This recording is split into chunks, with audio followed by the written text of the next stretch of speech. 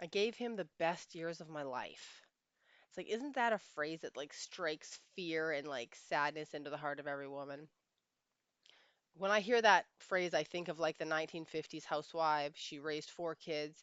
She gave up any opportunity to explore, to adventure, to have a career. They got married at 22. And now her husband, who has risen the ranks in his career through her support at home and her unfailing trust, is having an affair with the secretary and he's going to leave her. And she's thinking, what am I going to do now? Right? I've got these four kids. I've got to provide for them. I don't know how. And I'm a divorcee. In those days, her dignity was in question. She was not so easy to remarry. You lost all your social status.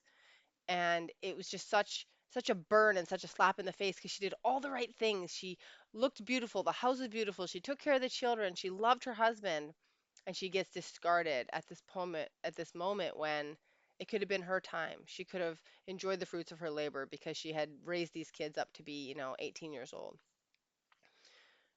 And I still hear modern women echoing this sentiment of like, I invested so much and now I got nothing in return.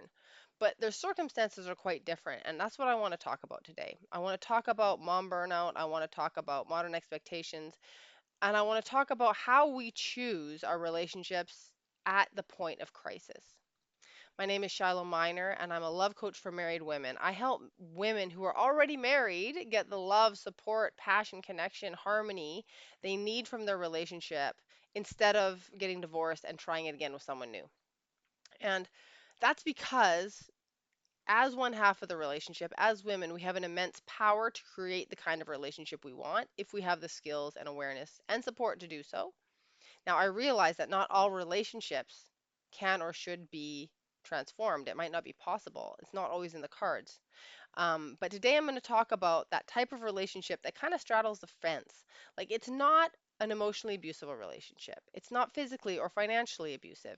It's not a relationship with addictions and that type of trauma and chaos in it. In many ways, it's a very typical story, a story of a good woman and a good man who just keep crossing their communications and hurting each other. And I'm particularly going to talk about the one where the woman finds herself in midlife and saying to herself, I gave this man the best years of my life. And she's saying it with bitterness and she's saying it with resentment. But in this case, he hasn't cheated on her. In this case, he's kind of done all the right things too. He's been a good provider. He's consistently brought in income.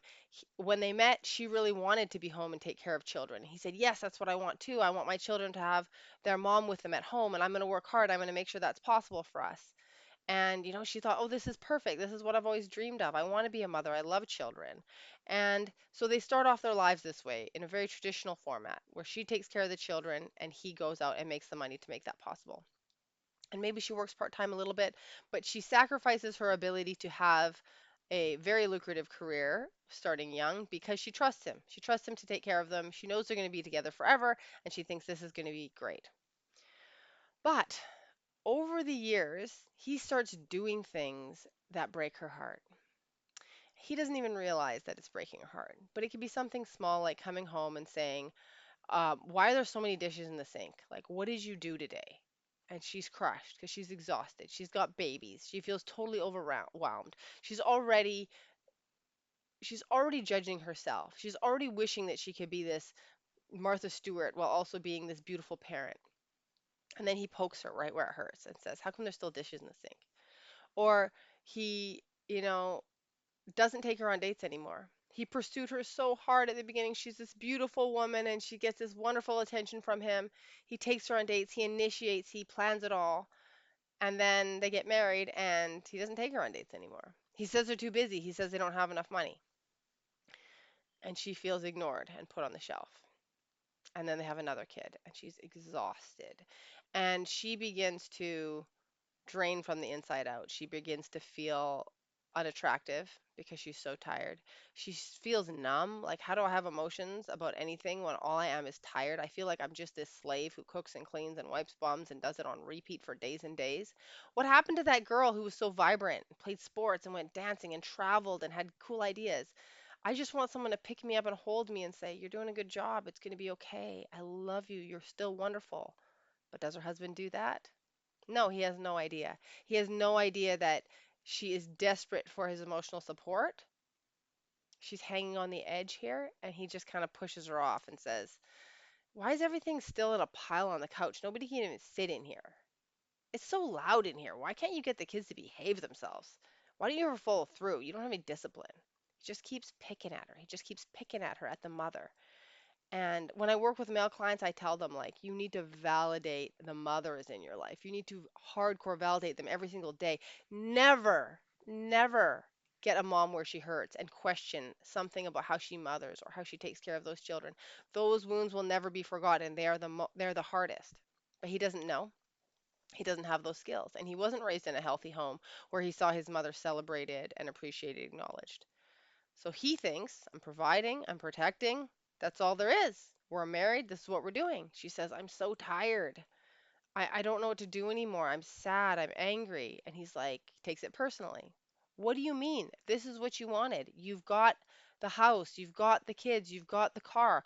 I'm working 15 hours a day. You think I want to work like that?" He shuts down her self expression. Her heart is breaking. It's breaking. It's breaking. And she's saying to him, I want to go on dates. How come we don't go on dates anymore?" And he's like, "We don't have the time for that. Like, what are you talking about? We don't have a babysitter. Like, what are we going to do?" And she's like, "Okay." And she says, "I'm not happy. I feel hurt. I feel like we're not connected." He blows her off. He blows her off. He blows her off. And I can tell you this because I work with these men and I work with these women. I don't work with couples. I work with them individually because people often come to their awareness at different times and they're not able to work on it together, unfortunately. But these men will come to me and they'll say, "I wish I would have listened. I didn't see it." And they'll say, "She told me, but I still didn't get it." It's so hard for these women.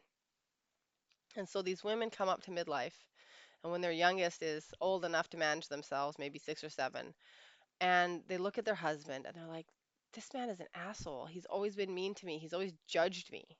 And maybe there's still beautiful moments. Maybe they still connect sometimes. Maybe they have great chemistry. But her heart has closed so much that she doesn't trust him anymore. She doesn't trust him to care for her heart. She doesn't trust that he's really going to give her what she needs. And she's thinking, "I gave this man the best years of my life. When I was heart open, when I gave him those children, my body has gone through hell and back to carry and birth all these children. And now I don't really want him anymore. Now I don't appreciate him anymore. I don't respect him anymore." And so he's not leaving her. He's not cheating on her. He's actually thinking it's going to be fine. He's just been moving along on autopilot. It's going to be fine. This is my wife. I love her. I love my kids. I'm doing my job. He's on a one-track mind. And meanwhile, she's been broken, broken, broken, broken. And then one day, she comes to the end of her rope and she says, "I don't know. I don't know if this is going to work anymore." And it's not that she's threatening divorce. It's not that she's being dramatic. It's that she has actually come to the end of her rope. And because she's actually come to the end of her rope, there's a detachment in her voice and there's a readiness to let go that her husband feels. And he goes, "Oh my God, she's gone. That woman I adore, that beautiful essence, that warm heart, it's cold to me. It's cold to me." And this is the wake up moment. This is when he goes, "Oh shit. What am I going to do? What am I going to do? What am I going to do? I can't lose my wife. I can't lose my kids. I can't lose my family. This is what I did it all for. This is what I worked them all for. This is the whole thing." And these men will reach out to me in an absolute panic attack. "I can't lose my wife. I can't lose my wife." And their wife is like, "What is happening? I told you for years that I needed things from you. And for years, you blew me off. Why is it such a big deal now? What's going on?" So I'll tell you from the man's perspective, he always loved her. He always wanted her. He always did what he did for her and for the kids. But his emotional maturity and his skill level to create emotions was not sufficient to give her what she actually needed. He just didn't have it in him. Not only that, every time she expressed dissatisfaction, it just triggered his shame. And when your shame is triggered, you either collapse into like, oh, I'm not good enough, I'm a loser, I suck, or you push back. No, no, no, I'm not that bad. I can't be that bad. How could I be making you feel that bad? I'm a good guy. I work hard. I never look at another woman. I never look at another woman. You're the only woman in the world to me. And that's true for him. She is the only woman in the world to him. And he's just focused on caretaking her and caretaking the kids. But for her, it was like a roller coaster. And it was like, yeah, he's sweet sometimes, and then he's cold and distant, and then he's critical other times, and he doesn't listen to me. So women are always telling me he doesn't listen to me. I tell him, and he doesn't listen. And it's this fundamental miscommunication that happens between men and women, and it's honestly heartbreaking. It's so, so tragic.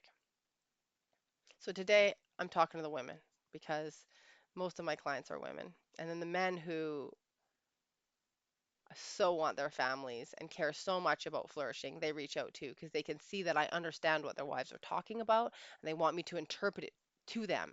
And the wild thing is when I explain it to them, it makes sense. But when it comes from their wives, it's different because women will feel like he listens to everybody but me, right? Why does he listen to his therapist or he listens to his coach or he listens to this guy on this podcast? But when I tell him, it's like, I can't hear you. And I'll tell you why that is. It's because you matter more. It's not because you matter less, it's because you matter more. Because when the one person who you have essentially put your self worth in her hands says, you are not making the mark, you can't hear it. You can't hear it. And the one woman who it's your job to take care of her, and she's telling you you don't know what you're doing, you're like, I have to know what I'm doing because it's my job to take care of her. And there's this denial and there's this block from hearing the truth when it's painful from the woman you've given your life to, from the woman you adore, from the woman that you think is so smart and beautiful and wonderful that you chose to keep her forever, right? Man did not marry you because he disrespected you and thought you weren't that good. It's because you're the best one he found and he thinks you're fantastic. So, woman gets to this point in midlife. I gave him the best years of my life. He didn't respect me, he didn't appreciate me. The wounds are so deep. I have so much resentment around how he treated me in the past. I can recall in an instant 25 heartbreaks. What do I do? Is it over? Is divorce the only answer? Because women have a universal experience. They say you get pushed, you get pushed, you get pushed, and then you flip a switch and you don't care anymore. That's what every woman has told me who has reached the end of her rope. And men don't understand this because when we communicated the same thing all the other times, we hadn't hit the end of our rope. And so therefore we did not take action and therefore it didn't make sense to them yet. Men understand action. So is that the only way? You've hit the end of the rope. What's done is done. You're hurt. You got to let go. Um, it's more nuanced. There's a lot at play here. It depends what kind of husband you have. It depends if he's really woken up. It depends if he's really making changes. It depends what you want.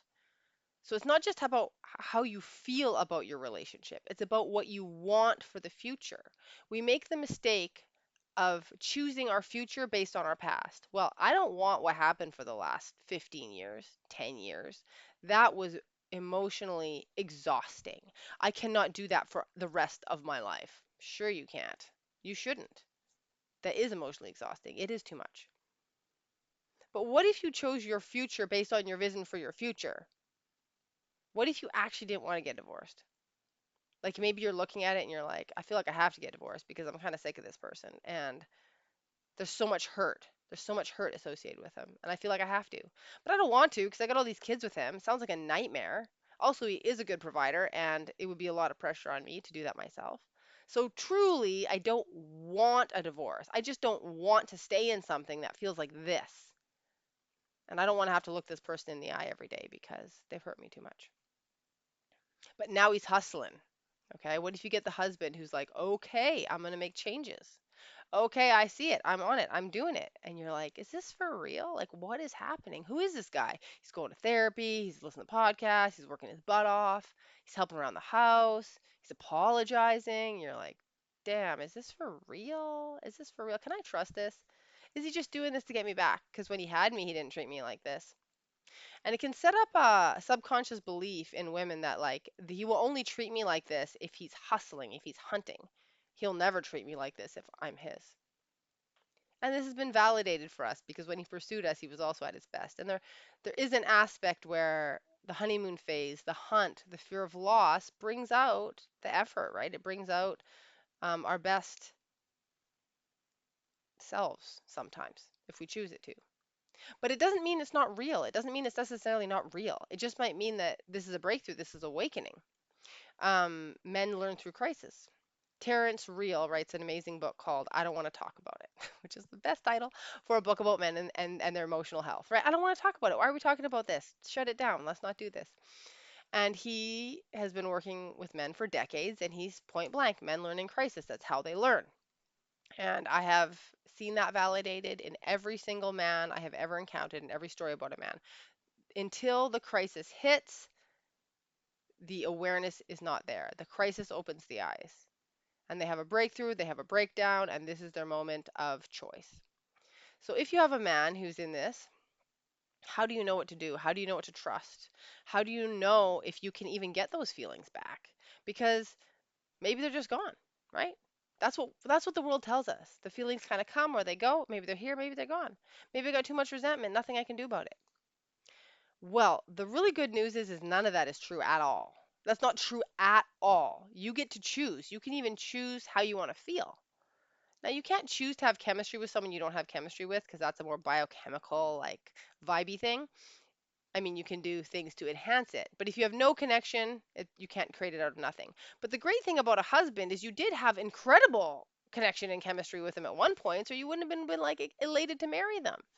So if you have a husband who you've lost connection and chemistry with, you can for sure bring it back on two conditions. One, that you actually want to and you're willing to do the things to make that happen, and two, that he's worth it.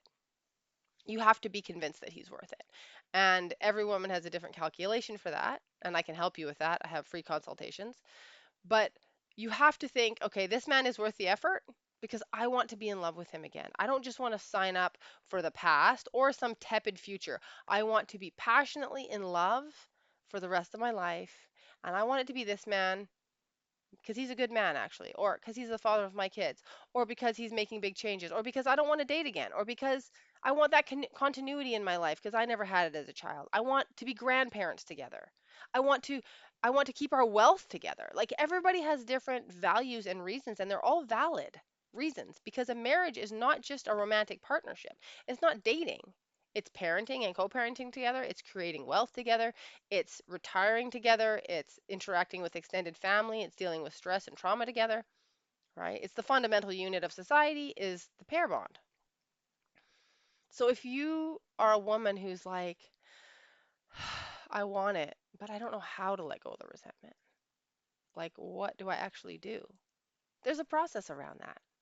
And I work with that with my clients because if you are a woman in marriage, you have resentments because without the conscious ability to process your own emotions and deal with resentments, they pile up and they block your ability to receive love. They block your ability to have romance and actually have the love you want. So dealing with resentments is a fundamental skill. This goes back to my thesis. We don't have the skills necessary to create the relationships we want. So then we keep hoping the relationship will happen to us, but it can't because we don't actually have the skills to maintain it. We don't have the skills. And I want to go back to what society's telling us about this. They're saying, yeah, it's a bad deal to marry a man because then you don't have any earning capacity. And then at the end, when your kids grow up, you can't even do anything and you're stuck with him. You're stuck. You gave him the best years of your life. And nowadays it means earning years because women realize that sticking with somebody for the money kind of sucks. So if I had the money, I wouldn't have to stay. But the whole point of the traditional structure is that you stay together and then his flourishing is your flourishing. His financial gain is your financial gain. It's not separate, it's not a competition. So if you stay together, then it was symbiosis. You raised the kids, he paid the money, you supported each other. Then the kids grow up and now you enjoy the fruits of your labor and the fruits of his labor because you don't necessarily have to make the same kind of money he always did because he's saved for retirement and you've got a plan. But society tells us that raising kids is a waste of time. It says it's a liability. It's a liability. Kids are a liability. And I don't believe women in our hearts or men in our hearts ever believe that. Because what is a greater gift than our children? What is a greater gift than becoming a mother or a father? I cannot think of a greater gift in life than experiencing that. Now, people who don't have kids, I love y'all, and you have great gifts in your life. But because I've experienced this, this is the greatest gift to me. And so when we frame it as a liability, as a on the marker sheet, like, oh, I had all these kids and I went and spent time with them, that sucked. Now I have no money. No, no. Mothers, I honor you. I support you. I celebrate you. Your job is the most influential in the world. Your role can be thankless, but it is not unappreciated. It is deeply appreciated by the children, the husbands, the grandparents, the family members, the community members who have food, have a place to hang out, have a driver. Like, society would be cold and lifeless without the mothers who put an emphasis on caretaking their families. What are we all doing then? Hustling to be in an office as much as possible? What's the point of that? Having a career, having a mission, I'm not denigrating that. Everybody knows that that's something women are encouraged to do. I'm talking about what we're not celebrated enough for, which is for the small moments, the late nights with our kids, the cleaning up early, the holding space for temper tantrums, the discipline when it's tricky and confusing, the teenagers who have attitude problems. Like, what you're doing as a mother is deeply appreciated by me and by your husbands, even if they don't say it. They know it. Why do you think they want wives? Why do you think they want you to raise the kids? Because they see how beautiful that is. And they want their children to benefit from your beauty too. So let's not get in this trap of like, oh, I made a mistake. I had all those kids when I should have been making money. And like, I need to live like a man because they have so much freedom. No, there's like a different way to be. And when you learn how to raise your standards as a woman in your relationship, what happens is you get treated by your husband the way you want to be treated, and then you want to stay, and then you want to be in the relationship. This is not about sacrificing and dumbing down who we are for a man who doesn't deserve it. That's a dating question. I'm talking about a man who has provided for you and held space for you for decades, or who has been loyal to you for that long. That man, he's earned a couple things. He's earned a little bit of respect. But maybe he didn't treat you the way you wanted to be treated. And that's where I do my work. It's like you can change your standards in your marriage with the man you're already with so that he treats you the way you want to be treated, especially if he's in a transformative space where he's like, what do you need, lady? How can I love you better? Don't miss that opportunity by being like, you know what? Forget you. Now that you want me, I'm going to be like, peace out. I don't like you anymore. This is your opportunity to get your feedback in, to be like, well, you know what? I'm really hurt. I'm not sure how long it's going to take for me to heal, but this is what I need to feel appreciated. This is what I need to feel respected. This is how you can treat me to be worthy of a relationship with me. And then you hold your standard. Women often look at it as all or nothing, like either I hold my ground and be cold and show him that he can't have me, or I give in and collapse and say, okay, good, it's fine, we'll just do it. No, no, no, you have to hold your standard and keep your heart open, because your heart open with your standards high, that's the power move.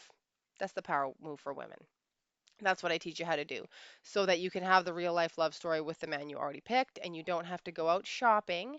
If you don't have the relationship skills, the next relationship will have similar problems. This is the bad news you need to hear.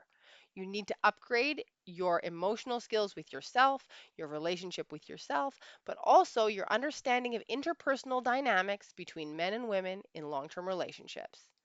Nobody teaches us this stuff, and it is probably the most important skills you could ever cultivate. So men are not leaving women at the rate they used to. Now women are leaving men, which means if we want to stay married, we need to learn how to get what we want out of the men in our lives. It's a really a reversal of what it used to be. It used to be about pleasing man and keeping a man. How do you keep a man? Because they're going to leave you. They're going to cheat on you. No, no, no. They don't know how to keep us. They don't know how to keep us. And unfortunately, they're not learning from divorce. They don't learn from just, oh, that didn't work, I get dumped, because they don't have the relationship skills either. So when you learn the relationship skills as a woman, part of that is effectively communicating your standards to the man you're with so that he can rise to the occasion. And now you're in this symbiotic relationship where both your needs are being met. Nobody wants to leave. You get to stay married. For women, it's about keeping yourself. How do I keep myself? How do I hold my own identity so that when I get into a marriage, when I'm with a man, I don't lose myself, blame him for it, become resentful, and dump him? I need to hold myself. I need to be with me because it's not about keeping a man anymore. This is about women having what they truly desire. We never really desired to keep a man, right? We don't just want to hook a man. We want to feel in love. We want our hearts to be alive. We want our bodies to be on fire. We want to feel great about this union, which what could be better, right? That's what it's about. And we just think that if we find the right person that will happen, and that's not how it works. We need to have an adequate person for that assignment, and then we need the skills on top of it to create the elevated harmony, passion, connection. If you have a friend who is on the fence about her marriage, she's kind of in these, I gave him the best years of my life, or I've been trying long enough. If he hasn't done it by now, he never will. Send this video to her. Come and talk to me because your husband may be too much of a jerk. He may be abusive. He may be addicted. And I'm going to help you to understand how likely it is that he can actually give what you need. But he may be a regular dude who just doesn't have the skills, who you could bring out the best in him in a matter of weeks. And you don't want to squander that opportunity with a good man, mostly because it's more work for you. I mean, everybody knows that starting over is hard and painful. So if you have the raw material that could be amazing already in your life, then come to me and talk to me about it. I'll help you with that discernment. I'll help you see if this is a path that can grow into one that is really satisfying for you. And you get to decide. You get to decide if you want to like him. You get to decide if you want to let go. You get to decide if you want to heal your resentments. You get to decide if you want to keep your resentment. It's really a choice that is all up to you, and you just need some of the emotional and mental skills to work with that. So check out my website, www.shilohminer.com. You can find me on Facebook and Instagram, and comment below if this story resonates with you. If you have any questions, I'd love to make more trainings that serve you particularly. I can't wait to hear from you. Take care.